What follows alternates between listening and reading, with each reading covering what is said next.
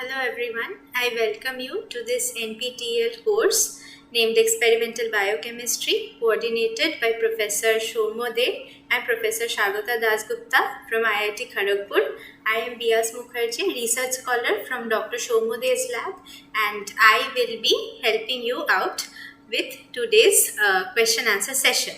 This is the 5th week, and today we will look into the topics of separation of biomolecules. We will talk about the different techniques of separation of biomolecules such as filtration and chromatography, and we will largely focus on chromatography today. So we will talk about the different types of chromatographic techniques such as size exclusion chromatography and ion exchange chromatography, affinity chromatography, and the different applications of these techniques. We will also solve a few questions related to these topics. So I encourage you to be there, watch the entire video. This is going to help you out with your examinations. So we will solve a lot of MCQs and MSQs. So it will be helpful for your competitive exams. So last week we were trying to solve 2 questions, and there were some doubts regarding these 2 questions. So I will go back to those 2 questions first. These are the questions from the week 4 session. Okay. So the issue was that the question I was trying to explain to you, I hadn't read it in the correct way. See, this is a very common mistake that students make during exams. So this just gives you the lesson that you should read the question correctly. So here what they're talking about is, we will try to look into these 2 questions first, and then we will go into the questions and the theory portion of today's lecture. Okay, so for this question, see, for the protein unfolding reaction, if delta G is greater than 0. So if delta G is greater than 0, that means the reaction is not favorable. It is not spontaneous, right? And this is an unfolding reaction. That means your native state is already present. So I will take the marker and I will help you out. Right? Okay, 1 second. I think someone is trying to join.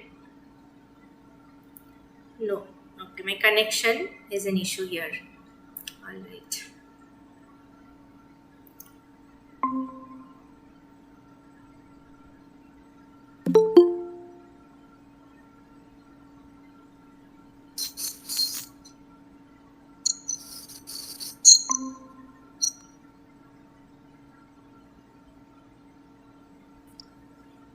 Good evening, ma'am.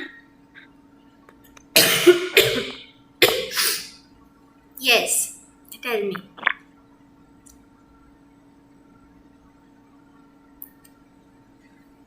Okay, so we are looking at 2 questions from the last week, okay, that we were finding difficult to solve. So we will first solve these 2 questions, and then we will carry on with today's lecture and today's questions. Okay, so I have already discussed the topics. So let us go back to these 2 questions from the last week.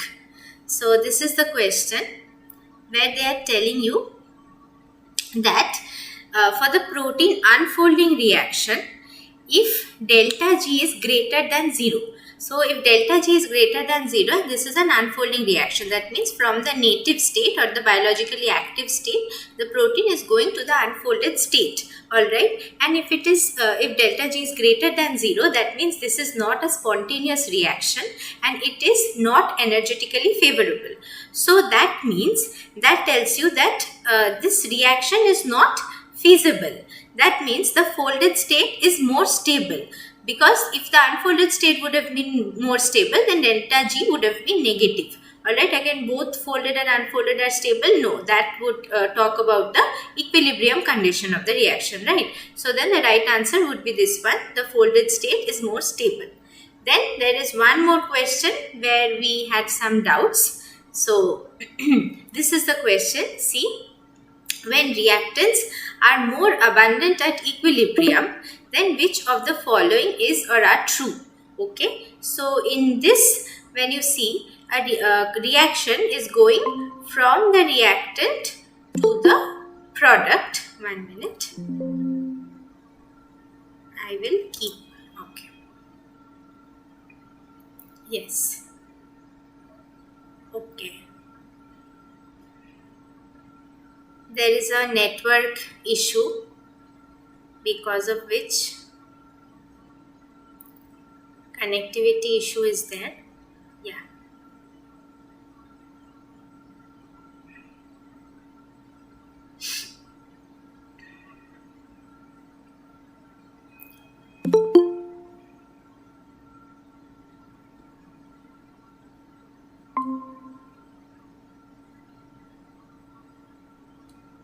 Hi, can you listen to me? Yes, yes. Okay, great. So we are looking at this question. So this question is from the last week's session, okay, where we were having doubts in understanding two different questions. So let us look at these two questions. So this is the second question. See, they are telling you that one reaction is progressing from reactants to products. Alright. Now they are saying that the reactants are more abundant. So this is more abundant. Then which of the following is going to be true? So if the reactants are more abundant, that means the reaction is not proceeding towards the product side, because according to your last Chatelier's principle, it should advance towards the product side if one of the side is having molecules in higher concentration compared to the other side, right? So that tells you that this is not a very spontaneous process. So if it is not spontaneous, that means your delta G, it is not less than negative. It is not less than 0, it is not negative. Okay, so that means the option is either this or this. Because if delta G is equal to 0, that means the reaction is in equilibrium. But that is also not the case. See, the concentration is higher on the reactant side compared to the product side. So it is definitely not in equilibrium. So it is either B or C or D. Alright. So now let us see that when your delta G, they have said it is positive. So delta G is equal to minus RT ln K. Right. So let us look here. Delta G is equal to minus RT ln K. So they have already said that delta, no. So we have found out that delta G is positive. So if this is positive, that means your K should also be negative, right? Otherwise, it would not be positive. So here, if K is negative and there is a negative sign here in front, that means G becomes positive. So then the right answer would be K is what? Yes, K is less than 1 and your delta G is greater than 0.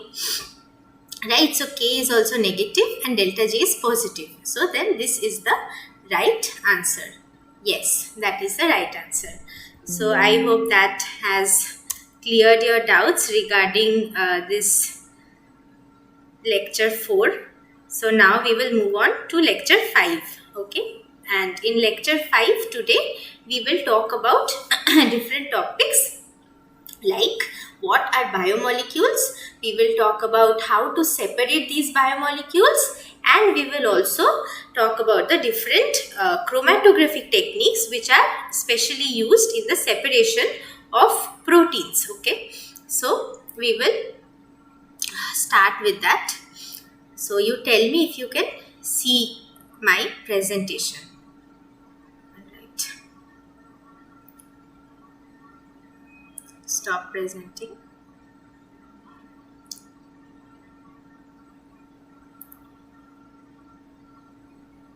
Okay. Allow.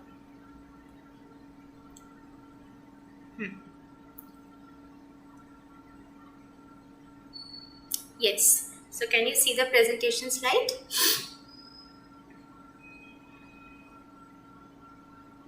Okay. All right.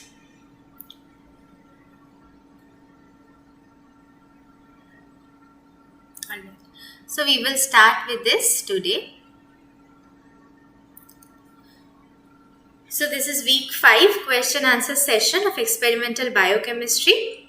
Now first let's talk about biomolecules. So biomolecules are the biological substances, biological molecules that perform all these life processes in our body. And the 4 major types of biomolecules are lipids. Lipids are nothing but the fat molecules, right? Then there is nucleic acid, which makes up your DNA and RNA. And then there are carbohydrates. Carbohydrates form the sugar. And then there are proteins. Proteins make up the entire living organism. So these are the 4 major kinds of biomolecules that we know. Now amongst these, lipids, they are actually very small in size. So they are smaller than 8000 Dalton or 1 kilodalton, and that is why they are called micromolecules. Whereas your nucleic acid, carbohydrates and proteins, these are called biomacromolecules. Alright. So that is one thing that we come to know about biomolecules. See here what they are saying, lipids are micromolecules and the other biomacromolecules are larger than 1000 Dalton. So all of these 3 are larger than 1000 Dalton. Now we need to, so in what these pharmaceutical industries, then in food industry, in so many different your microbiology, molecular biology laboratory, all of these places, we require these biomolecules to be in pure form, in separated and pure form, right? For example, vaccine production or any other purpose. Someone wants to join? Yeah. Okay, so we'll carry on.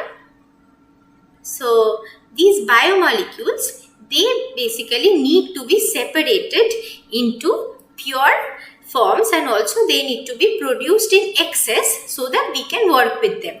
Alright, and this process is called bioseparation. So bioseparation is the process of isolation and purification of biomolecules from these complex mixtures. For example, if you look at DNA, in the human body, DNA is not present like a single species. This is completely wrapped up with histone proteins, non-histone proteins, and there are so many different levels of this wrapping, right? And that is how DNA is present. So it is very difficult to extract DNA in the pure form from these other biomolecules, right? So for that, all of these bioseparation procedures come very handy. So look at this, there are chromatographic techniques. So today we will be looking at the chromatographic techniques in details, right? So chromatographic techniques separate the biomolecules based on size, charge and affinity.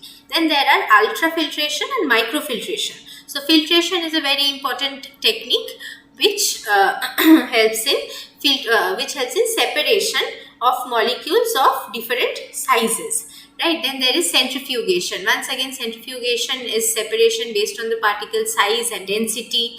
And then there is gel electrophoresis. Electrophoresis is a separation based on the charge and size of the molecule. Okay, so we will look into all of these procedures later on in the later lectures, but today we will focus mainly on chromatography.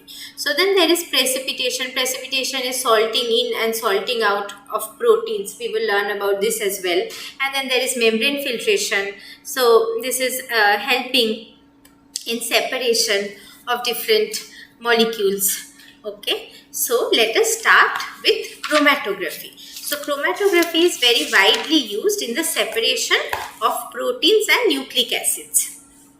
Okay, so yeah, chromatography is a biophysical technique used for the separation of a mixture into its individual components based on the differential properties. So chroma means color. I am sure you know this. So chroma is color, and graphy is like calligraphy. Calligraphy is writing, right? It is a form of writing. So see, graphene means to write. Now if you look at this figure, now this is a diagrammatic representation and this is the real life scenario. So initially in this paper, they have put 4 different colors. Okay, initially it looks like only 4 different colors are there, and then they have dipped that into a solution, and this solution is basically soaked in, and see, this is called the solvent front. So the solvent is advancing, along with the solvent these colors are acting as solutes. So they are dissolving in the solvent and they are also advancing.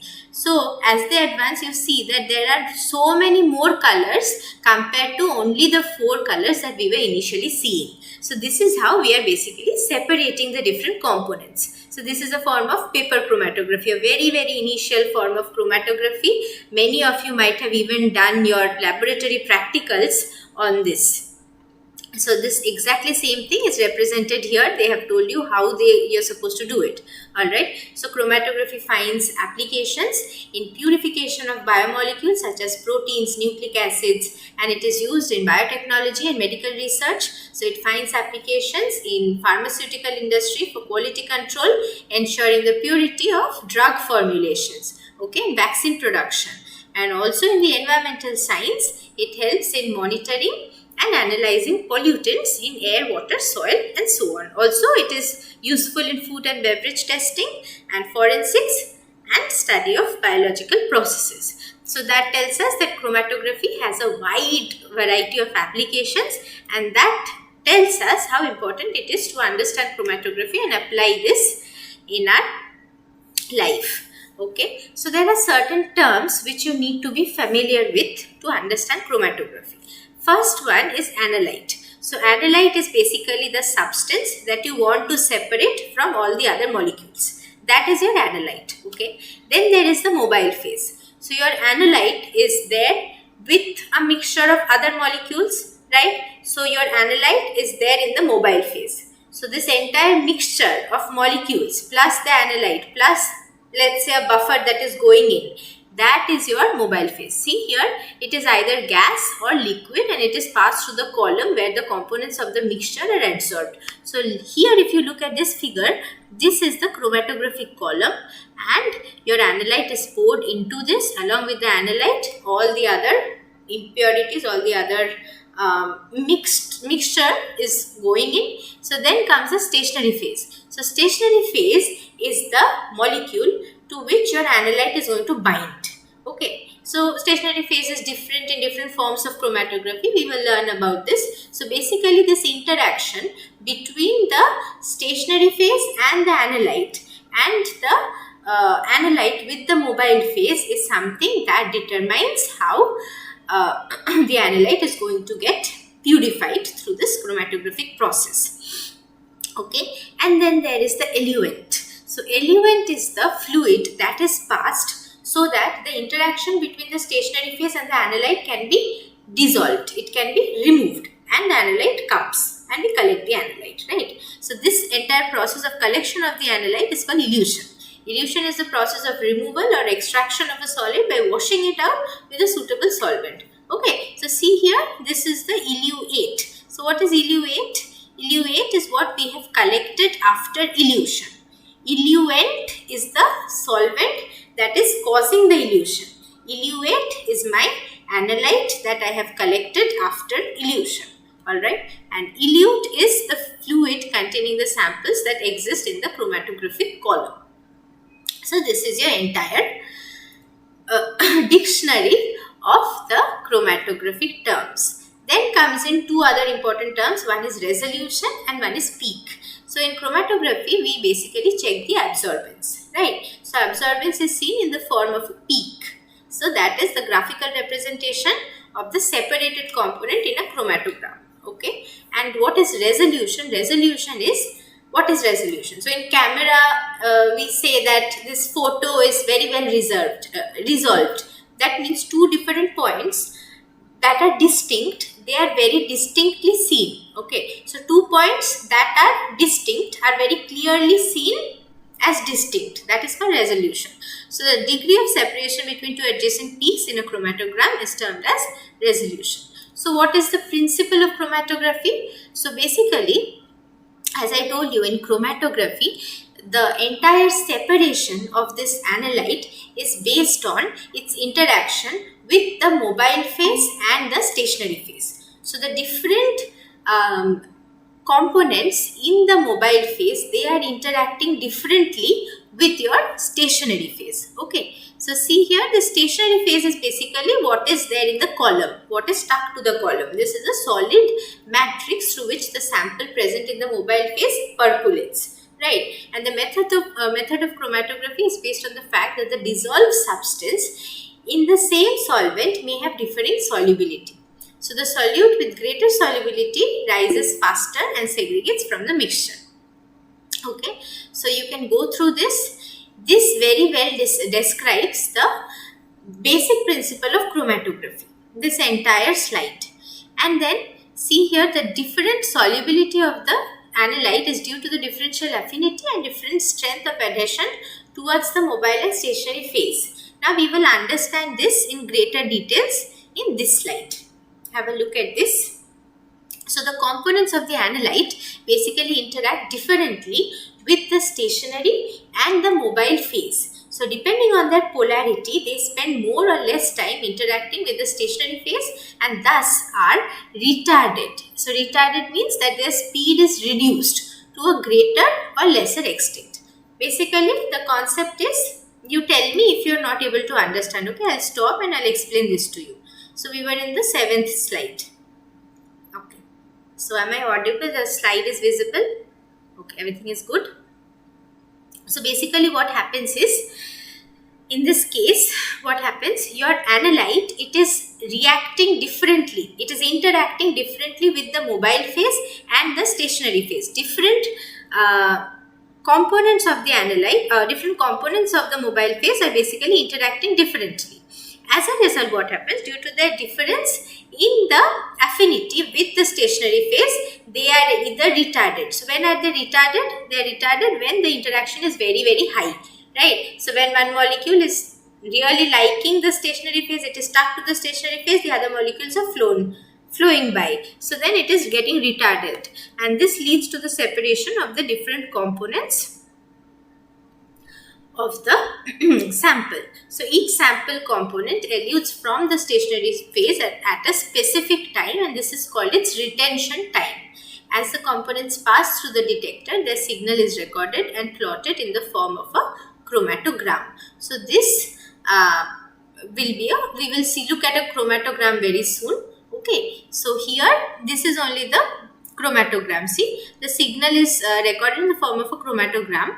So no, this is not a chromatogram anyway. So look at this. This is again paper chromatography, the one that we saw in the last slide. So here the solvent is basically rising up. This is your solvent front and this is your paper, often cellulose paper. So all of these colors, they are resolving out, right? They are separating out, and see, different colors have traversed different length. So initially they had started from here, this red has traversed up to here, this one has traversed up to here, and from here you can find out the RF, which is the retention factor.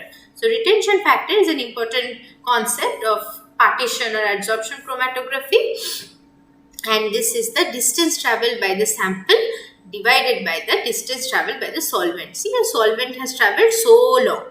It has traveled such a high distance, but then this small red dot, it has traveled only 2 centimeter. So then that is your RF for this one is 2 by 10, right? So that is 0.2. This is how you can find out the retention factor. Now we will look at the different types of chromatographic techniques. Because chromatography is a very versatile technique, people have come up with various different forms of chromatography so that they can be used in different aspects. Okay. So look at this, based on the bed of the chromatography, there is column chromatography. So column chromatography is very famous. The ones that we are going to look into today, most of them are based on column chromatography, and then there is planar chromatography like paper chromatography or thin layer. So the one that we saw in this figure, this is not a column, right? You don't see a column here. So this is basically paper chromatography. Then based on the physical state of phases, it can be gas chromatography, it can be liquid chromatography. So in liquid chromatography, we have high performance liquid chromatography, which is HPLC. This is very, very sensitive instrument, very, very useful. It helps to very well separate RNA and different species of RNA, then DNA from RNA and proteins also. proteins also. So this is very, very useful, right? Then there is supercritical fluid chromatography. So what happens in this case, this is a kind of gas and liquid, both are used in this. So the mobile phase is basically carbon dioxide, and what is critical point? Critical point is the temperature or pressure condition beyond which the the molecule or the entity, it exists as a liquid, right? So the temperature and the pressure at which the substance exists at both liquid and gaseous state is called its critical point. So you can have a look at this to understand what this is. So this is a more advanced form of chromatography.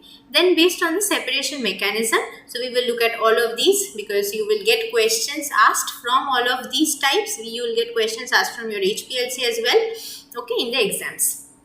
So see, based on the separation mechanism, there is affinity chromatography. So what happens in affinity chromatography is that the analyte, it is going to have affinity for. That means it is going to bind tightly to this stationary phase. But then the other components in the solution, they are not going to bind to this stationary phase. They are going to flow through first. Then later on we put the eluent and then we elute the bound your analyte. Right. Then there is ion exchange chromatography. So what happens in ion exchange chromatography? The analyte is charged and then the stationary phase is going to have opposite charge. So this is going to come and bind to it. The other molecules, they are going to have opposite charge compared to the stationary phase. So let's say the analyte is positively charged, the stationary phase is negatively charged. This immediately comes and binds. But then the other molecules in the mobile phase, they are having opposite charge compared to the analyte. They are all going to get flown through, right? So that goes as flow through. Then we elute this, we increase the salt concentration and then we get the analyte. So there can be anion exchange and there can be cation exchange based on the charge of the analyte. Then there is gel filtration chromatography. This is also called size exclusion chromatography. Okay, we are going to look into this. This is very interesting. Actually, we'll study this in details. So here you see, these are the different kinds of chromatographic techniques. So this is gel filtration. What happens in gel filtration? This is the surface of a bead. So beads are basically the stationary phase. So here the stationary phase is made up of big porous beads. So these porous beads, they are made up of cepharos or agarose, and the commercialized forms are called cephadex. So it is made up of dextran. Right, so there is cephadex beads. So what happens? These beads are having tiny pores in them. So the molecules that are very, very small, these molecules are going to enter into the beads. They are going to enter into all the pores. They are going to take the longest amount of time to come. Okay. Then the molecules that are the largest, they are so big, they are not able to enter into any of the pores of the beads. So they are simply going to go around the beads and they are going to elute. So they are going to come the fastest, right? So the first peak that you get is for the largest molecules. The next peak that you get is for the medium sized molecules. So medium sized molecules, they are able to enter into some pores and then they basically flow through, right? So this is the one for the medium peaks, medium sized particles. And then the last one is the smallest particles that elute last.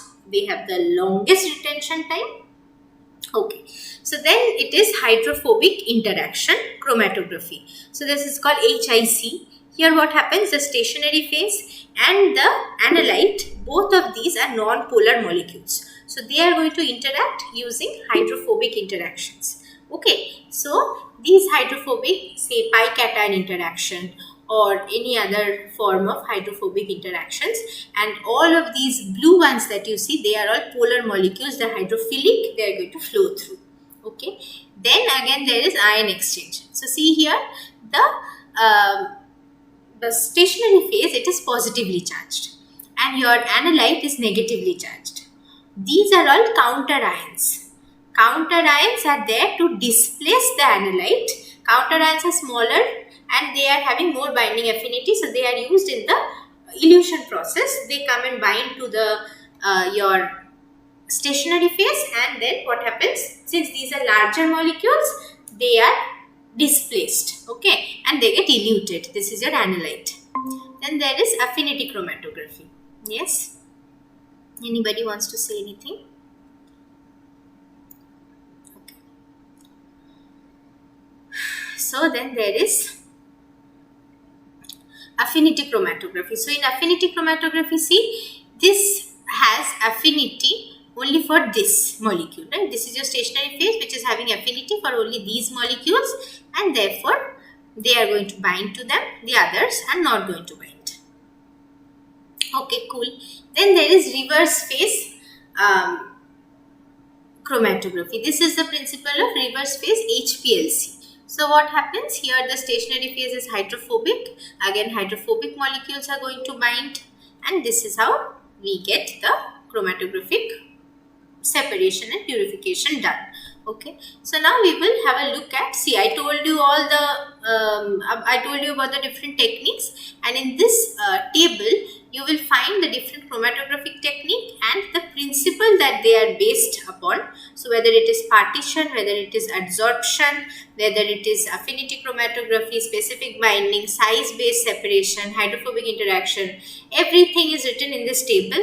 And then what is the stationary phase, what is the mobile phase, and also the different applications. So please go through this. This will really clear your concepts.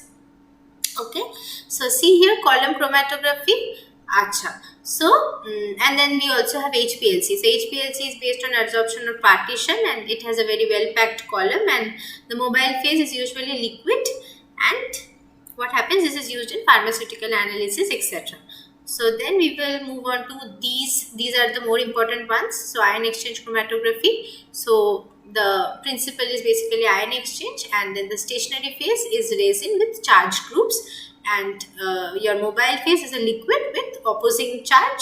So this is how you can go through all of these, and that will give you a good idea. Okay, now we will start with the assignments.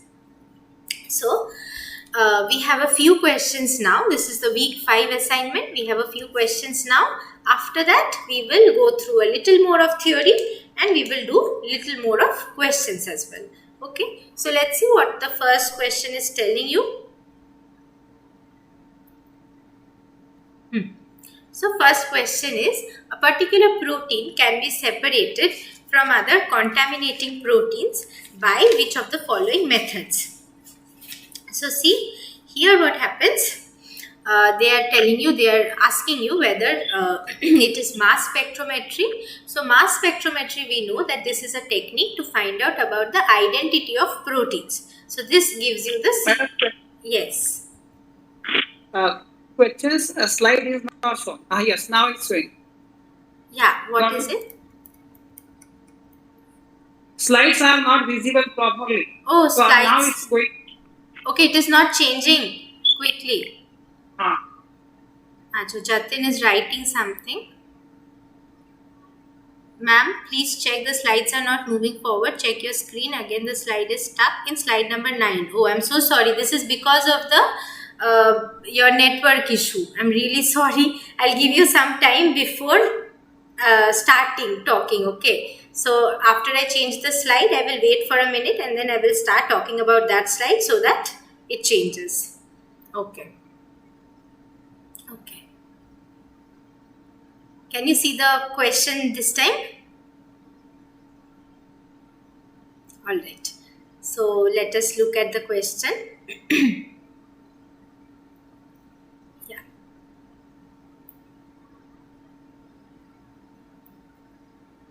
Okay.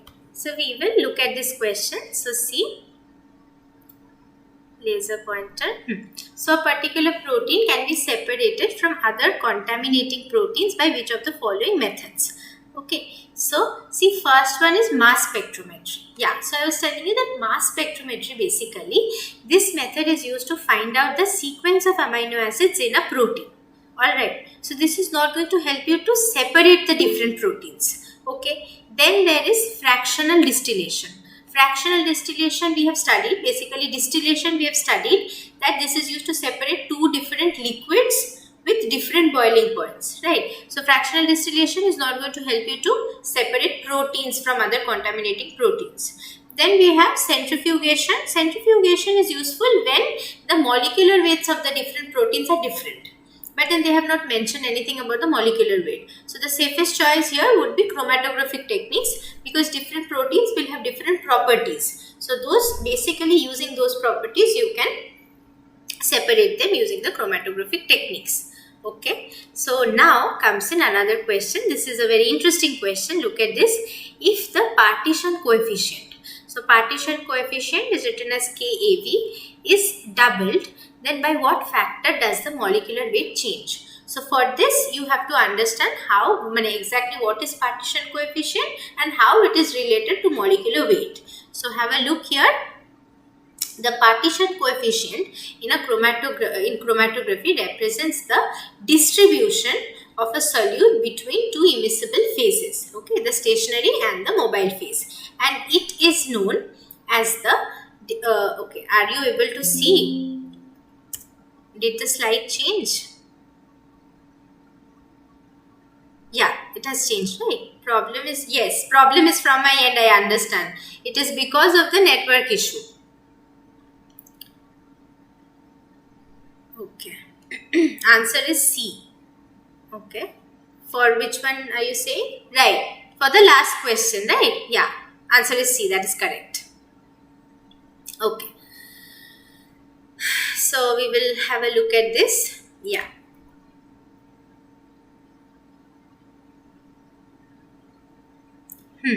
So see, this is your partition coefficient. Partition coefficient is basically the ratio between the concentration of a solute in the stationary phase and the concentration of the solute in the mobile phase. Okay. There is one more formula, which is this: K is equal to A into e to the power minus B into molecular weight, where A and B are both constants. Okay. You can remember this formula. Using this formula, they have solved for molecular weight. So see, if K is basically doubled, then what happens? K is equal to 2 into K prime. So Kv is equal to 2 into K prime, which is equal to 2 into log of molecular weight. So they have taken a log here. So 2 into log of molecular weight. And then what happens? That is log of molecular weight. This is the new molecular weight, right? So if you take this basically goes up, because this is log, right? So this goes up, so that is molecular weight whole square. So that becomes into molecular weight. So then the molecular weight changes by molecular weight times. So that is, it becomes square. So that is the thing. Okay. Now we will move on to the next portion, which is understanding size exclusion chromatography. You tell me if the slide is visible. Okay, slide is visible. Great. Fine. So we will start with size exclusion chromatography. So one of the types of partition chromatography is gel filtration or size exclusion chromatography. So gel filtration chromatography is based on the principle that the molecules are partitioned between the stationary and the mobile phase, and the stationary phase is made up of this porous matrix. Now look at this figure. This figure is going to help you to understand this entire concept of size exclusion chromatography better. Alright. So this is a column. Now this is a form of column chromatography. So this is the column. Inside the column, if you see these brown bodies, these are basically beads. I told you Cepharos and Cephadex beads are there. So inside the beads, these small white holes that you're seeing, these are basically pores. So inside the pores, the smallest of the molecules, see, around 4 or 5 of them have got into the pores. So the smallest molecules get into the pores maximum, and they traverse through these pores, and they take the longest time to come. So they take the longest time to elute. So see here, this is the absorption, this is the elution profile, and this is basically absorbance.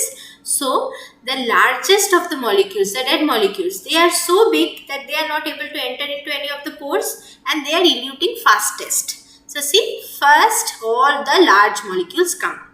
Then what happens? Your medium sized molecules, they are able to enter some of the pores, but then they do not enter all of the pores because of the smaller size of the pores, right? So then what happens? They elute after the largest molecules, and the smallest molecules elute even later. So see here, the molecules with size larger than the pores do not enter into the porous beads and elute fastest. So these are the red molecules. They make up the void volume, or the volume of the liquid outside the beads.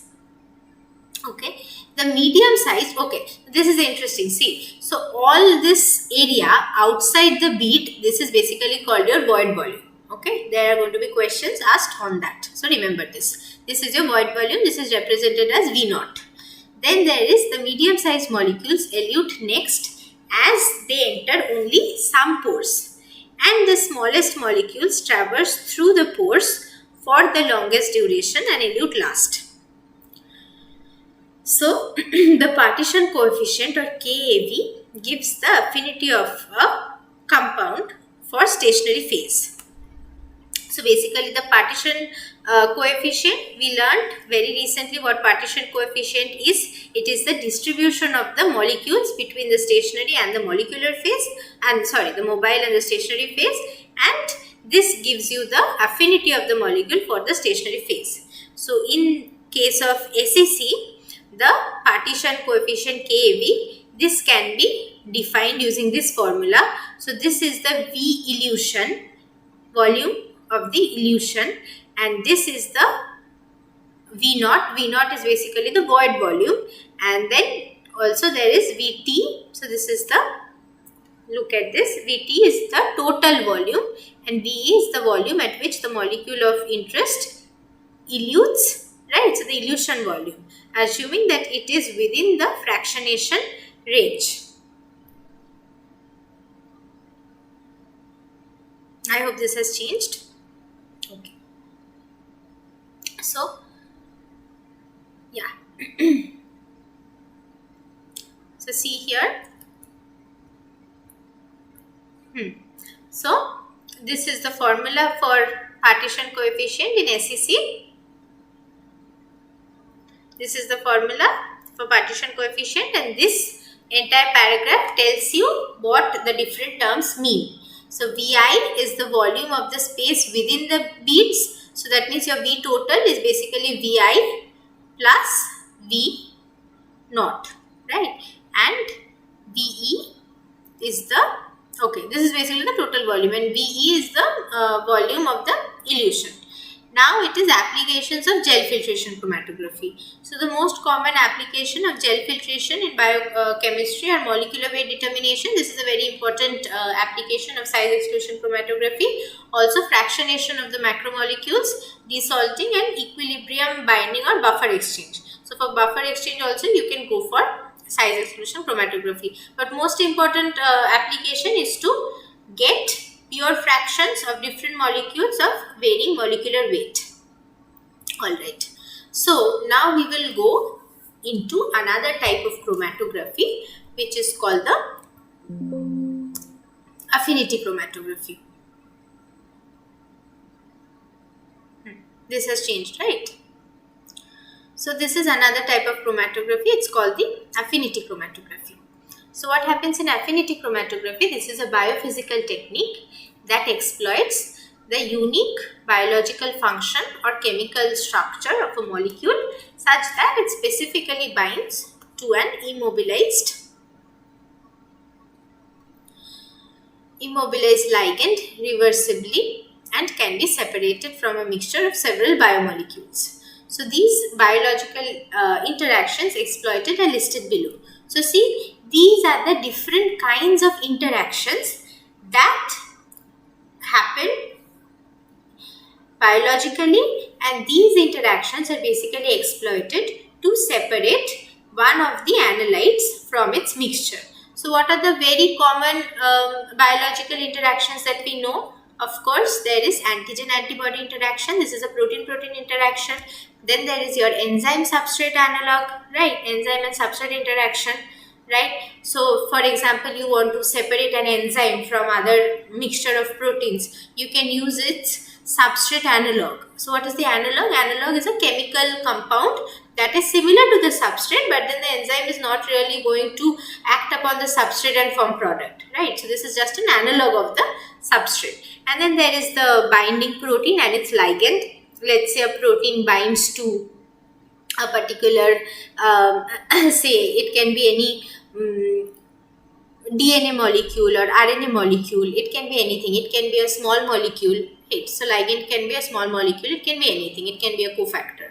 So then receptor and ligand interaction, lectin and polysaccharide or glycoprotein interaction. So lectin is a protein which binds to carbohydrates. Right, so this protein and a polysaccharide or glycoprotein that can be there. So basically this tells you, and then there is one more very important interaction. This is your metal ions with polyhistidine fusion proteins, native proteins with histidines or cysteine on the surface. Okay, so this basically tells you that we can engineer the columns in such a way that to the stationary phase we can bind one of the components of these interactions, and if the analyte is the other interacting partner amongst these, then that is going to come and bind to this with very high affinity. So what is affinity? Affinity is basically, it talks about the strength of the interaction, how strongly the interaction is happening, right? So now, so these are the different kinds of biological interactions which can be exploited to make these chromatographic columns, and we can use these to separate any one component of these interacting partners. Alright. So now we are talking about interactions. How are these interactions happening? So what kind of molecular level interaction is basically going on? Let us find that out. So what kind of chemical bond is forming? So let's have a look. So here this is an antigen. This brown color substance that you're seeing, this is an antigen. Okay, and this blue color substance, blue color image that you're seeing, this is an antibody. So in this antigen, see, this is a group, chemical group. So this is basically, all of these are amino acids, right? These two are proteins. Proteins are made from amino acids. So this antigen is also made up of amino acids. Antibody is also made up of amino acids. So we know that these amino acids, they interact with one another. Similarly, you see here, one hydrogen bond is formed between this OH group of this amino acid, and there is this another amino acid. Okay, and with this amino acid, this can be a lysine, this can be anything. So your this is a what? Glutamine, right? So CONH2 group is there. So see, there is a hydrogen bond that is getting formed, right? Then there is your ionic bond that is getting formed. This is basically a salt bridge.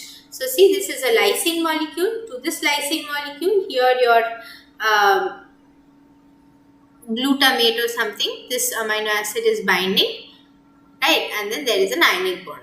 Then there are hydrophobic interactions. So see, these are all aliphatic groups, all aliphatic carbon chains. So these aliphatic groups, they can form hydrophobic interactions. So all the water is pushed out and only the hydrophobic region is there. And then there are also van der Waals interactions, and again ionic bonds, and a salt bridge. So this is how basically affinity chromatography works. Now we will try to understand affinity chromatography in details. Okay, I am going slow so that the slide loads by the time I start speaking about it, and it becomes easier for you. See, so this is your Ni-NTA chromatography to purify his-tagged proteins. So what happens in this case? Proteins, when they are made up of tandem repeats of histidine, that is repeating histidine amino acids are there in a protein, or repeating cysteine amino acids are there in a protein, then what happens? This histidine has an affinity for nickel ion or cobalt ion, right? So what happens? This histidine imidazole group, look at this side chain of histidine. This is basically this pink thing is your protein, right? And it is having histidine. See, 2 histidines are there. So these 2 histidines are actually binding to this imidazole. This histidine is having this imidazole group, and this imidazole group is forming a coordinate bond with this nickel, right? So nickel and cobalt, histidine basically has affinity for nickel and cobalt, and therefore in the chromatographic column in the stationary phase, agarose bead is kept. To that agarose bead, one chemical group is attached, which is called the NTA, that is nitrilo triacetic acid. Now this nitrilo triacetic acid, this is a chemical group which is basically tetradentate. So look, it is forming 4 different bonds with nickel, right? So it is having 4 different, it is tetradentate, and 2 other bonds can be formed by nickel. So these 2 are formed with 2 other histidines of the protein. So basically, to purify proteins that are produced inside bacteria, so for the laboratory purpose, right? So recombinant proteins are produced. In these recombinantly produced proteins, a chain of histidine is added, so that every 2 histidine bind with 1 nickel, right? So here what happens, in the histag protein there are often 6 histidines, so that means that is going to bind to 3 nickels of the stationary phase. Okay, I'm sure you got this. So this is how the proteins are synthesized inside the bacteria, so that they can be purified using your nickel-NTA affinity chromatography technique. So Ni-NTA based affinity chromatography to purify proteins recombinantly produced with a histidine tag or naturally rich in histidine amino acid is called immobilized metal affinity chromatography.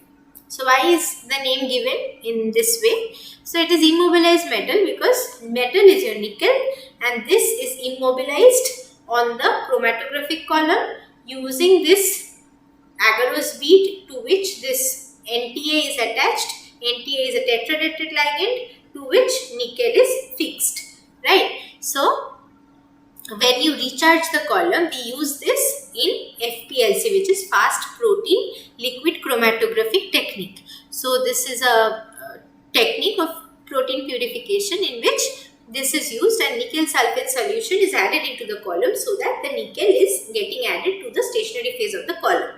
Then when you add the protein is going to bind to the nickel, and so only your analyte, your protein of interest, remains bound to the nickel, and all the other bacterial protein which do not have these histidines, they are not going to bind to nickel, so they are going to go as flow through. Alright, so that is the story.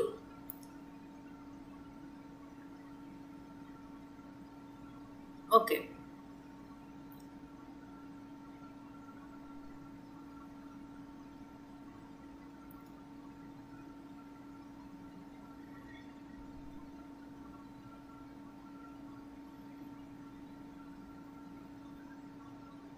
Yeah.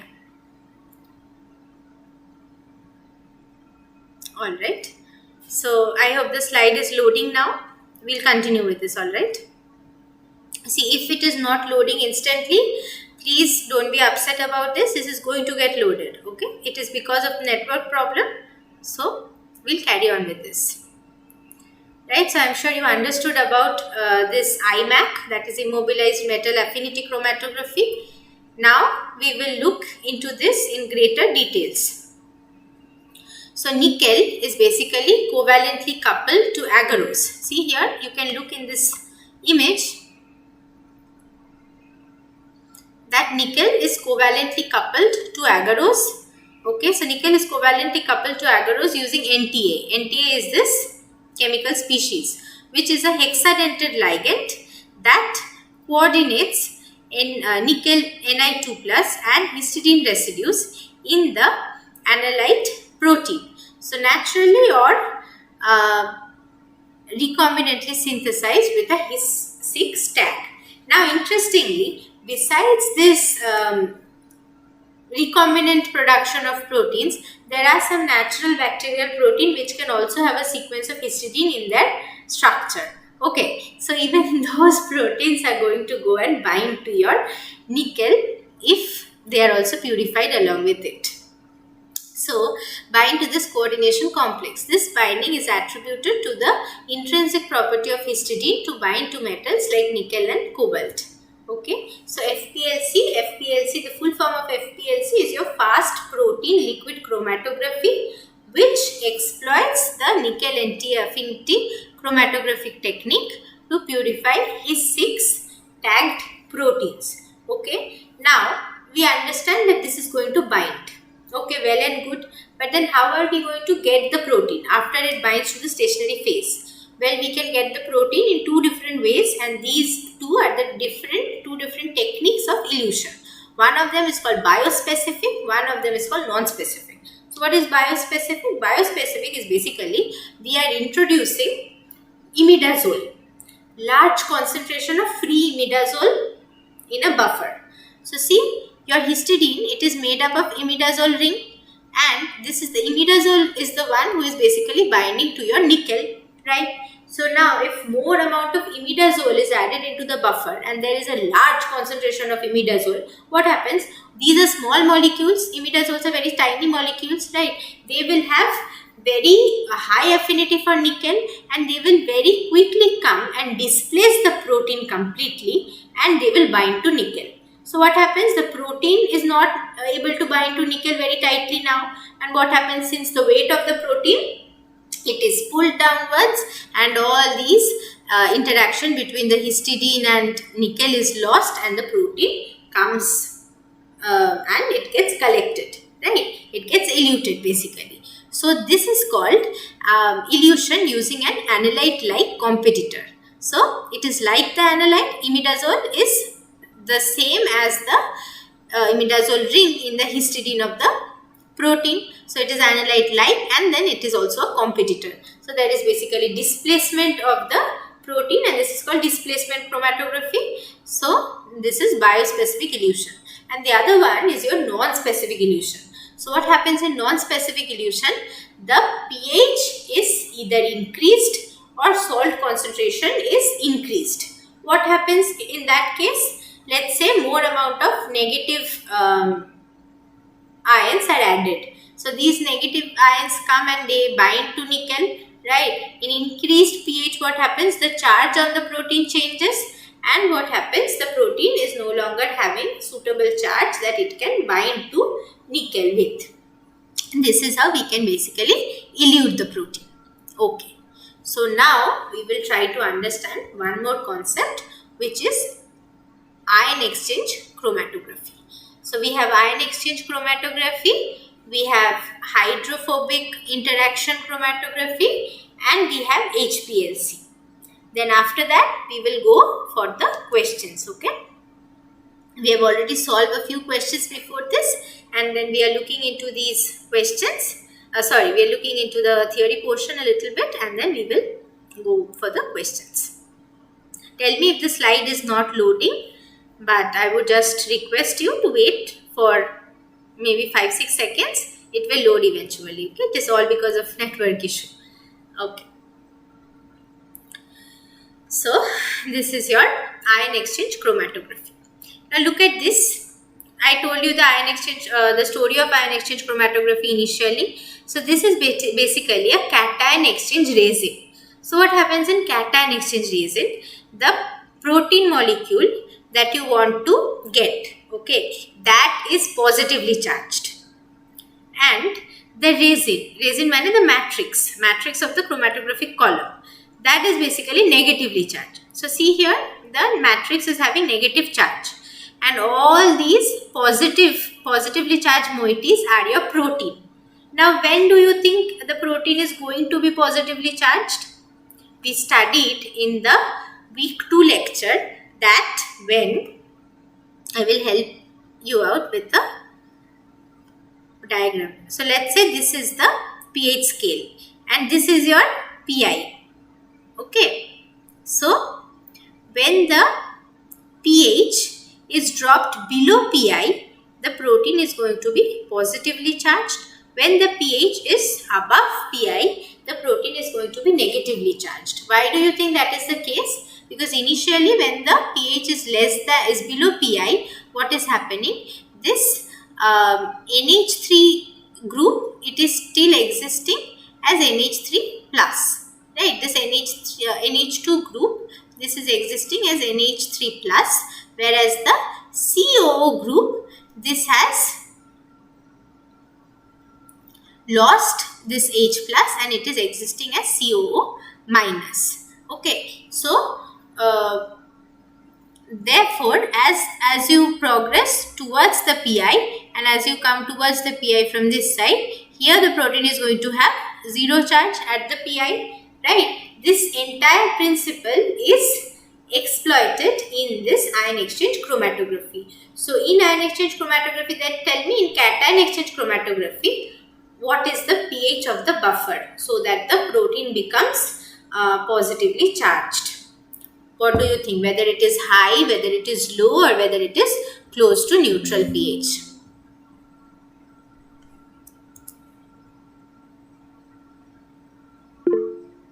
Slide is taking a lot of time for loading. Okay.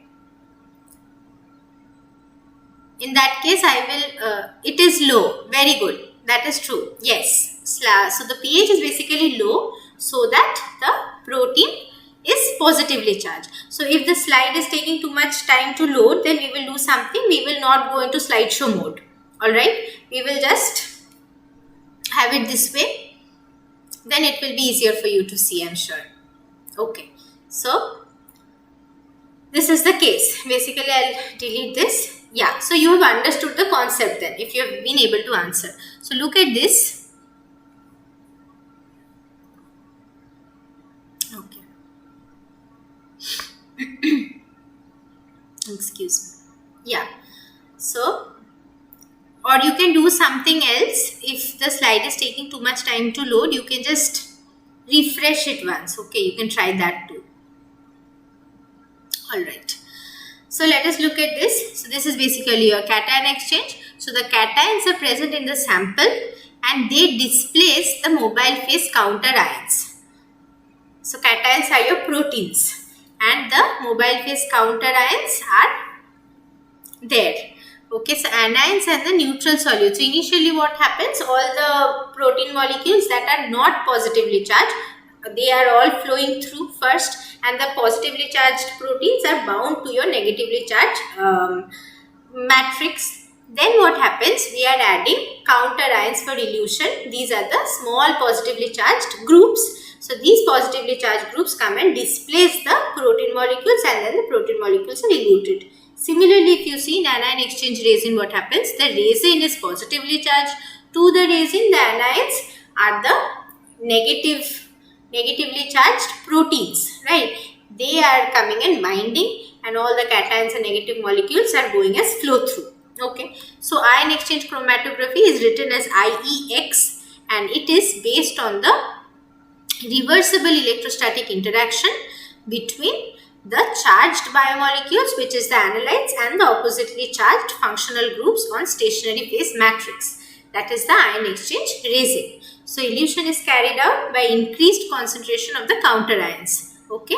So then tell me whether this is biospecific or non-specific elution. So elution is carried out by increased concentration of the counter ions. Tell me. Biospecific or non-specific?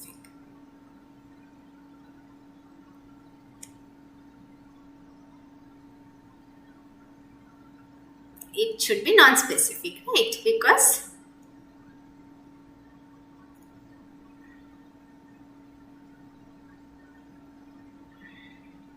yeah, so it should be non-specific because the cations that we are adding, now you tell me, you find out and tell me whether this is biospecific or non-specific.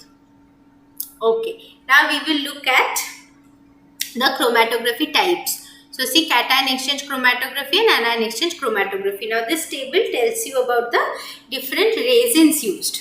So this is CM cellulose or carboxymethyl cellulose. So carboxy group is there, that means it is going to render positive charge, right? Sorry, carboxy group is going to give you negative charge. So therefore the resin is negatively charged and to it the protein is going to bind, which is going to have positive charge.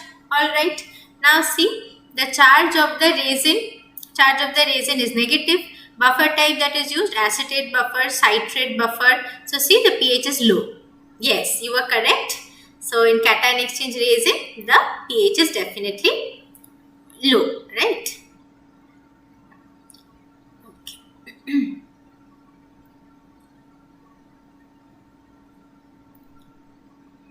Okay. Right. So now, we go into the anion exchange chromatography, where the resin is diethyl amino ethyl cellulose. So you see there are so many ethyl groups, and that renders it positive charge. So amino group is present, and because of this amino group, this positive charge is coming. And there is tris buffer, and acetate buffer, and phosphate buffer of higher pH that is used to maintain the charge of the analytes. So now we move on to the hydrophobic interaction chromatography. So I hope the slides are loading sooner now. Okay, let's carry on. So in hydrophobic interaction chromatography, we see that this is your surface, the matrix, right? And the matrix is having these hydrophobic moieties attached to it. So this is your basically the stationary phase. So stationary phase is having hydrophobic moieties, and the analyte is also having hydrophobic groups. So this hydrophobic group, when these two hydrophobic groups come together, the highly ordered molecules that are there, water molecules surrounding these are pushed out. And because of this push, the entropy is what? It is balanced. So see, highly ordered water shells surround the hydrophobic surface of the ligands and proteins, and hydrophobic substances. I hope this is going to load soon. So highly ordered water shells surround the hydrophobic surface. Give me a minute.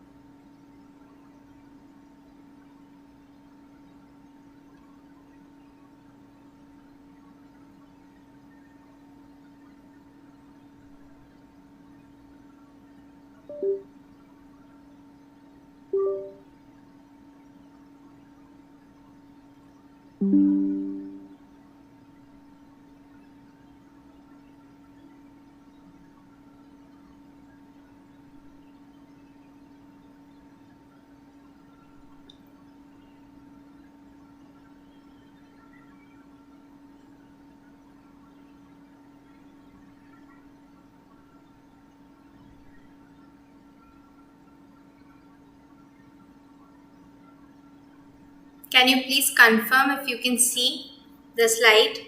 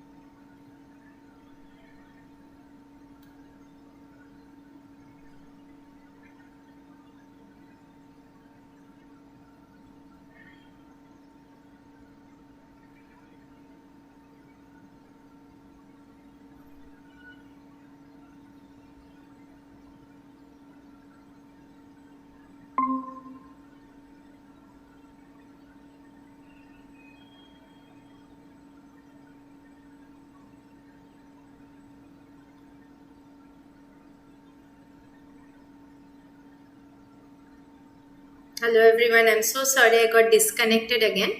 We'll continue from where we left. Okay.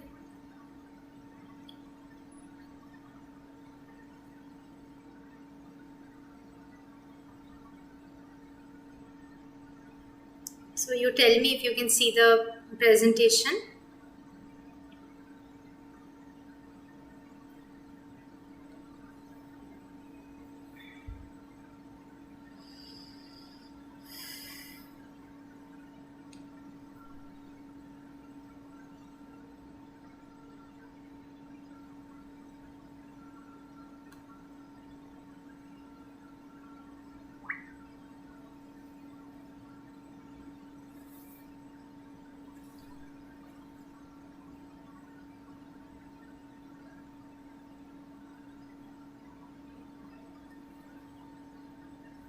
Okay. So I hope everything is fine now. Let us carry on with the work,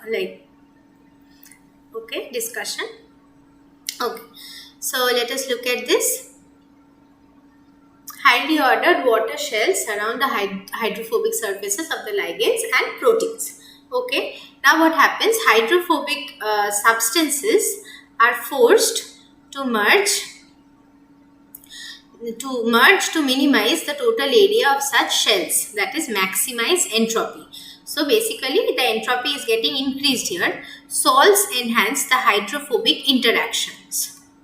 Okay, high salt and low salt, and the equilibrium of the hydrophobic interaction is controlled predominantly by salt concentration.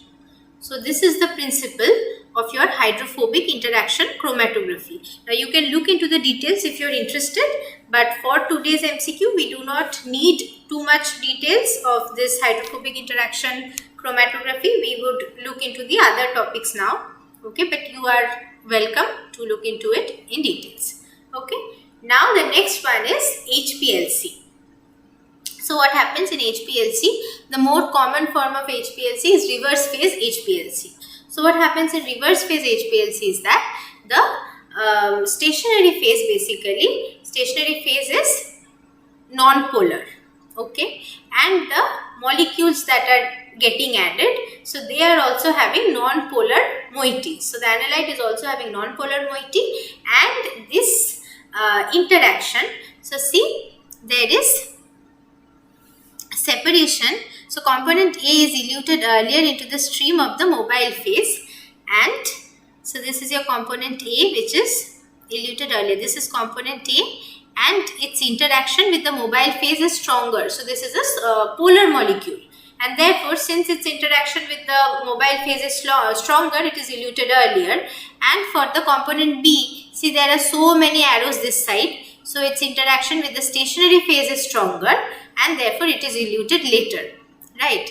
And so the separation in the reverse phase HPLC is based on the hydrophobic interactions between the non-polar analytes. So this is your analytes, and this is the non-polar analyte. This is your polar analyte, right? So non-polar analytes in the relatively polar mobile phase and the non-polar stationary phase. So see, the mobile phase is polar, and therefore the component A, which is a polar molecule, this is interacting more with the mobile phase.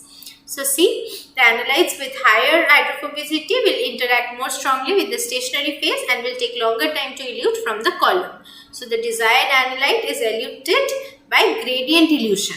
So what happens in gradient elution? In gradient elution, it is gradual increase, very gradual increase of a particular species. Okay. So let's say you are mixing two different buffers. In one of the buffers, let's say that for Ni-NTA, I am speaking for Ni-NTA affinity chromatography, in one of the buffers the imidazole concentration is very high. In another buffer the imidazole concentration is less. Okay, so initially the protein was kept in this buffer where the imidazole concentration is very less. And then what happens? You mix this one also, you mix this one also, and it is a gradient. So initially it is 100% of buffer A with less imidazole, and finally it is 100% of buffer B. So in between, this is 10%, this is 90%, this is 20%, and this is your 80%, this is your 70%, and this is your 30%. That is how this entire thing goes. So one, basically decreases and the other increases. That is your gradient illusion. Alright. So applications, separation of nucleic acid and other biomolecules with very high efficacy and very high sensitivity. That is the application of your HPLC. Okay. Now we will start with the questions. So we will look into the different questions that are there. Okay, so this is a question on size exclusion chromatography. Now you can give me answers in the chat box or you can tell me by unmuting yourself. Okay, so look at this chromatogram. This is called the chromatogram. See, there is absorbance and there is time in hours. So there are three different species as we can see. One of them is called A, the second one is called B and the third one is called C. Okay, so which of the following statements is or are true in the above graph of for gel filtration chromatography? So, option A tells you A and B are more distinctly separated than C. Is that so? A and B are nearly merging into one another. So, resolution of separation in A and B is very little, right? And C is very well separated rather. It is more distinctly separated, right? So, yes. You want to say something? D. Okay, Jatin says D is the right answer. Let's have a look. Okay. Okay.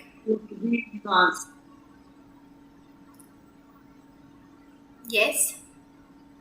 D is the answer. D is the answer. Okay, okay. Very good. Let's see. Okay, very good. Now, B is a dimerized form of A. If B would be a dimerized form of A, then B would get eluted before A, because we know that the larger molecular weight proteins are eluted before the medium ones and the medium ones are eluted before the smaller ones. So, in this case, B is definitely not a dimer of A. If the buffer rate is increased, the peak will get more separated than the original. That is not the case. Okay, so buffer rate is kept low so that very high pressure is not imparted on the machine and also it is better resolution can be obtained. And so you're very right.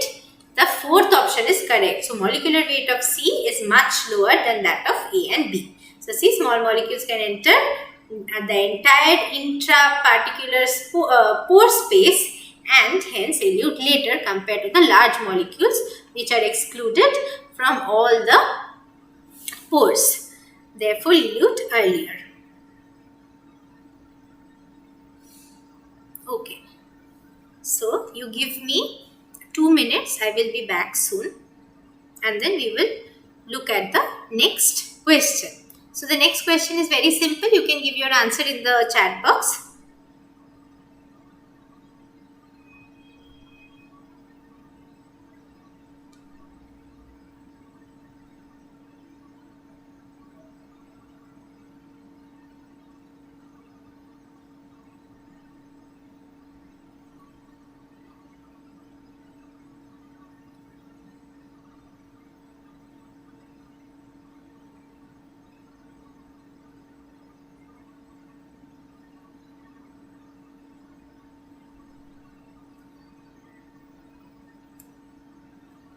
Let's see if we have any answers.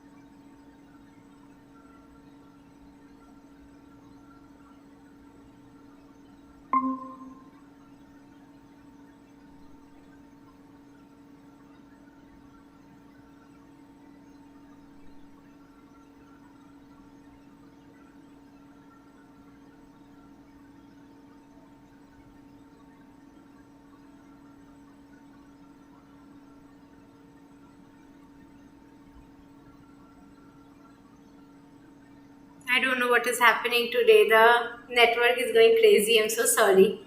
Okay. We'll carry on. You tell me if you can see the PPT.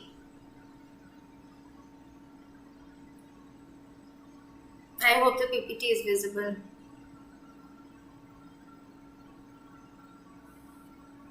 Yes, it's visible. Great. So this is the next question. So next question is asking you the void volume in a, okay. So you are saying it's C, right? That is very true.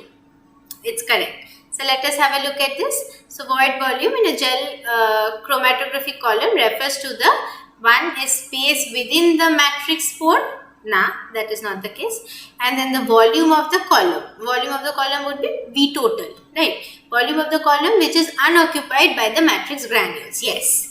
And volume of the protein added to the column. This is definitely not the case. So it is definitely your C. Very good. So now we will look at the next question. So next question is a tiny sum. So what are they asking?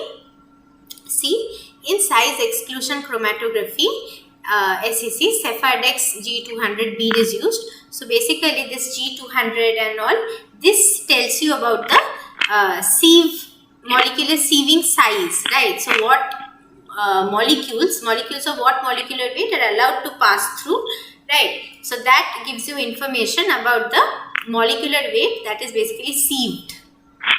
Now see, the column volume is 60 ml and the volume of the stationary phase is 45 ml.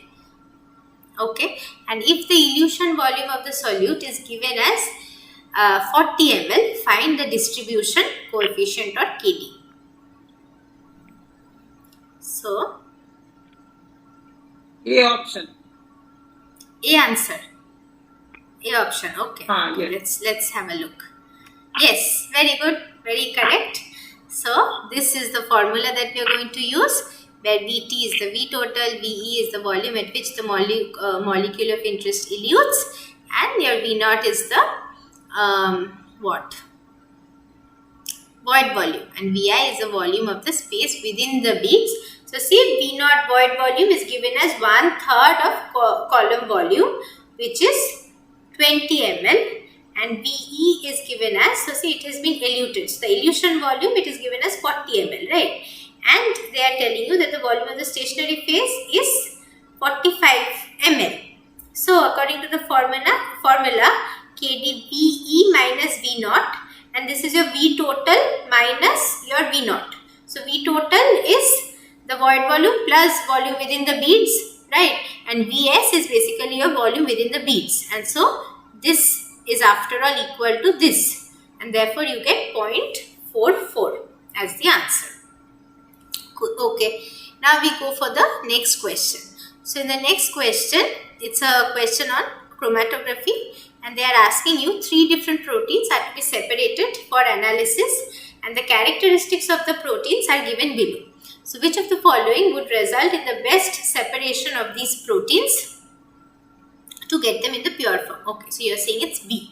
Let's have a look. Okay, so see, for these type of question, what you have to do is you need to look at the molecular weight as well as PI side by side. So see, for protein A, what they are saying, the molecular weight is very okay. Yeah, so they are asking which would be the best separation method for this protein. So see, for protein A, B and C, the molecular weight is quite different, but the PI of all of these are very, very close. So you cannot exactly go for ion exchange chromatography. So paper chromatography would definitely not be one of the techniques. Gel filtration chromatography. So what answer did we get? I'll check in the chat box. Yeah, okay. So you are saying it's B. Gel filtration chromatography. Yes, you are very correct. See, the molecular weights are very different, and therefore gel filtration chromatography would be the right choice, because ion exchange would not be the right choice, because see, all of them have very, very close PI. So you cannot distinguish them using any ion exchange chromatography, right? So see, this is the answer. Ion exchange cannot be used since the PI is very close, and all these proteins are largely based on the molecular weight. Therefore, the best technique for separating them would be gel filtration chromatography. Okay. Now there is another direct question. Tell me what would be the answer. This is a question on affinity chromatography. So they are asking you about carboxymethyl cellulose and DEAE cellulose, and which type of chromatographic technique? Okay, so you are saying it's A. Carboxymethyl, yes, it is negatively charged, and the DEA cellulose is positively charged because amino group is there. So that means definitely A should be the right option. Very good. Let's have a look. Okay, cation and anion exchange respectively, right? So what was your answer? Right. Yes, so B is the right answer because carboxymethyl is for cation exchange and DEA is for anion exchange. Okay, so B would be the right answer. Now see, question on affinity chromatography. Now this is something that you would actually do in your laboratory if you are working with proteins. So before loading the impure protein solution, impure meaning it is having a lot of different proteins mixed together. Impure protein solution in phosphate buffer of pH 7.4 in the Ni-NTA column, what will you do? First option is centrifuge the solution at 11,000 rpm and discard the supernatant. Okay, this is a fun part. And then centrifuge the solution at 11,000 rpm and discard the precipitate. Check the pH of the solution using a pH meter and equilibrate the column with the mobile phase phosphate buffer pH 7.4. So which one of the following do you think is correct? 1 and 3 is correct. So let's have a look. Now the interesting part is that after sonication is basically breaking open the cells using ultrasonic waves. Okay, and we also add lysozyme. So what happens? Lysozyme is acting on the cell wall and it is breaking up the cell wall. So then after that what happens? All the cell debris, and then you spin it, you centrifuge it at 11,000 rpm. So all the cell debris that goes down as pellet, and all the proteins that are soluble, they remain in the solution. So if you discard the supernatant, you're gone. All your work, all your efforts is gone. So therefore, option 1 would, see this one would not be correct. Okay, I would need the marker and so I would go for the slideshow mode. So I would need a pen. So see, this one would definitely not be correct, but 2 is correct because we collect the supernatant and we discard the pellet. Right, and then we check the pH using the pH meter. This is always also true, and equilibrate the column with the mobile phase. So my protein is in this phosphate buffer and I would not want the protein to get denatured because of exposure to a different kind of buffer, right? So we will also have to do this, and therefore 1, 3 and 4 would be 2, 3 and 4 would be your right answer. So this is the case. See, after centrifuging the viscous supernatant at 11,000 rpm, it will pellet down the cell debris and other impurities. So we can discard the pellet. 1 minute. Yes, anyone wants to enter? Anyone wants to say anything? Okay.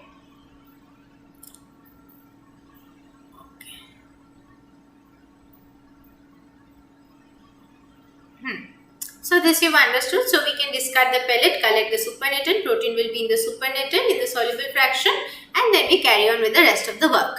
Fine. So in the next question, which of the following statements is or are true? So in membrane based filtration method, so it's a membrane filtration, commonly used to remove higher molecular weight compounds. For a common anion exchange chromatography, sodium acetate buffer, see, this is important. I asked this question to you very recently. So they are saying that the buffer, this is an anion exchange chromatography, and they are asking whether a buffer of 4.5 would be used. So you give me the answer in the chat box. By then I will keep solving it. Okay. So for the others, so this would definitely not be the case because we just found out that the buffer should be of a higher pH in anion exchange chromatography. In affinity chromatography, only one of the proteins bind to the column material based on specificity and affinity. That is the case. That is true. In gel filtration chromatography, it can separate proteins based on size. That is also true. So basically your 2 is not true. So wherever you have 2, that is not true. So this is definitely not true. Both of these are gone. So we have 3 and 4 as correct, and therefore option D is the right option. The membrane-based filtration method is commonly used to remove lower molecular weight compounds, and for a common cation exchange chromatography, sodium acetate buffer of pH 4.5 is used. Okay. Now this is a match the following question. This is a very common, very favorite question of the CSIR-NET people. Try to answer this. See, they are asking you, with affinity chromatography, which type of column material would you go for? You would go for nickel-NTA, right? So 1 would be 3. So we have option A and option C as 1 with 3. And then for gel filtration, you will go for which one? DEAE? No, you wouldn't go for this. So for cation exchange, you would go for CM cellulose. So 2 would be 3.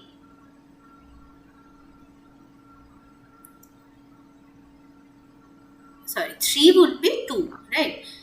Okay, so 3 would be 2, it is these two, right? And gel filtration chromatography, okay, so which one was this? What? Huh? J. Option A, you're saying option A is the right answer. Let's see. No, tris, NINT, right? Yes. So, okay, let's see if option A is the right answer. Okay, option C is the right answer, because see, affinity chromatography is with nickel-NTA, right? Then gel filtration chromatography is with your this one, biogel P300. I told you that this 300 is important because that is basically the molecular cutoff. What molecular weight analyte can pass through the bead and all, that is going to tell you, that you can know from this one, right, from the name of this. And then there is cation exchange. So for cation exchange, it has to be CM cellulose because this is negatively charged, right? So cation is going to bind to CM cellulose. So that means 3 would be 2. Yes, 3 is 2. And fourth one, hydrophobic interaction chromatography that we studied about. Okay, so this one is going to be silica gel. Okay, so then we realize that C is the right option. Okay, now we will move on to another question. Look at this and tell me which chromatographic technique you are going to apply. You can write in the chat box. So see, a sample contains a mixture of proteins from, okay, so you are saying it's B. Okay, let's have a look. So there are 4 different proteins. There are molecular weights that are given. So see, the molecular weights of B, C and X are very close. And that of A is very less. Fine. And for PI, X has very low PI compared to the others. Yes. So that means ion exchange would be good option and followed by molecular weight. So that means gel filtration. So very, very good. That is the right answer. Now we look at the next question. So question on affinity chromatography. We have a few more left and then we'll be done. So your protein of interest contains a his tag and it is overexpressed in bacterial culture. After purifying by nickel-NTA affinity chromatography, you run the eluted fractions by reducing SDS page to confirm the presence and purity. However, you observed in addition to your protein of interest an additional band. This is a funny thing, that you have grown the protein in bacteria, it is having his tag, it has bound to the column affinity chromatography, you have purified it. In spite of that, there is one more protein in the SDS page. Why do you think that is the case? Well, that is because maybe some bacterial protein, yes, you're right. So C is the right option. Some bacterial protein basically had a lot of histidines, that one went and got bound to the stationary phase, you eluted, that also got eluted and it is there sitting with your protein. So your protein is not pure. That is the sad truth. Okay. So the right option would be C. See, this is the histidine tag and this can bind to nickel or it can bind to cobalt. This is a recombinant protein. Okay. So next question is on HPLC. Which of the following is not true about high pressure liquid chromatography? So what are they saying? It requires high pressure, which is true. So okay, definitely there is no need to vaporize the samples. It is performed in columns. It is definitely performed in columns and it has high sensitivity. So that is also true. So the right option is actually B, because yes, vaporization is needed for the samples. So the next one, which of the following statements is true regarding FPLC? So FPLC uses your Ni-NTA affinity chromatography. So the flow rate is basically maintained at 2 to 5 ml per minute. Increasing the flow rate beyond the limit can cause column breakage. This is true. Okay, this is definitely true. Large air pockets can enhance protein purity. And then at 280 nanometer, we monitored the UV absorbance, pH and conductivity of the protein. After dilution, SDS pH must be performed to check the purity of the protein. So by now we know that yes, the fourth one should definitely be done. So to check the purity of the protein, your SDS pH should be carried out. 3 is also correct, because 280 nanometer, we get to see all of these. Okay, and 1 is also correct. 2 is not correct, because while purifying proteins, if air pockets are there, it really harms the instrument. So please never ever do that. So that means option 2 is not the right option. So 1, 3 and 4 are right, and therefore it is B. So FPLC columns can withstand a certain pressure generated by the flow rate of the buffer in the mobile phase. If the flow rate is increased due to high back pressure, the column will get damaged, and large air pockets are very damaging for the machine. So the next one is question on chromatography. See which one will improve the efficacy of the separation process in liquid chromatography. Increase in sample size, increase in the column diameter, reduction. Okay, this is the last question for today. Reduction in the sample size and increase in the column diameter. Increase in the sample size and reduction in the column diameter, reduction in sample size and reduction in column diameter. Make a guess, then I will tell you the theory behind this.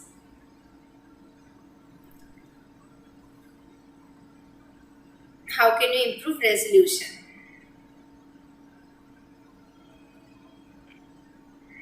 D is the correct answer. Yes? D. D is the right one. Reduction. Yes. Reduction in sample. Right. Yes. So D is the right option. We will find out how. So reducing the column diameter. Okay. Now this is a very interesting story. So look at this. This is the pen. So for example, this is your column. Okay. It is imagined that this column is made up of plates. So these plates are there all through the column, and the molecular sieving effect basically happens because of these plates, and because of these plates all the interactions happen. So because of these plates, the analyte is interacting with the different stationary phase materials. Anybody is trying to join? No. Okay. So because of these plates, they are actually entering, and the height of each of these theoretical plate is very crucial. Okay. That is called the plate height. So this tiny distance, this is called the plate height. So see, this is H, and then this is called the Van Demeter equation, where you have A plus B by U plus Cu. This is because of mass difference, and this B by U term is because of flow.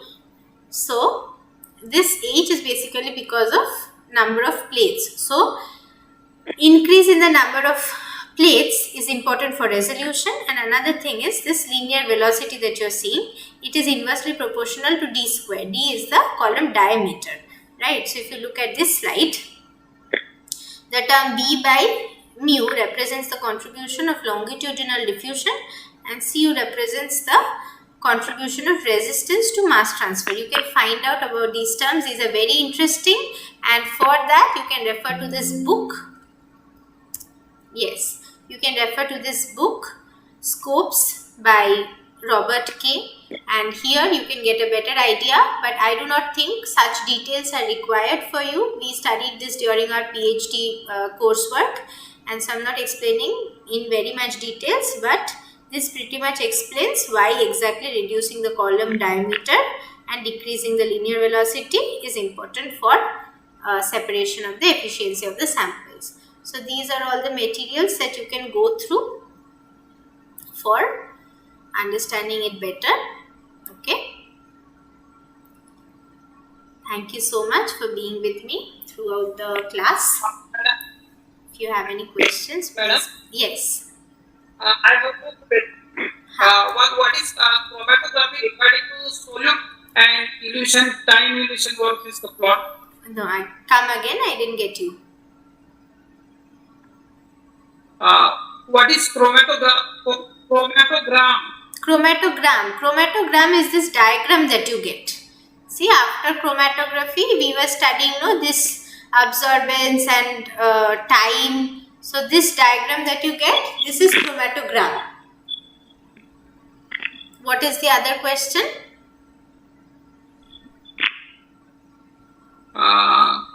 This graph against solute and time versus, no?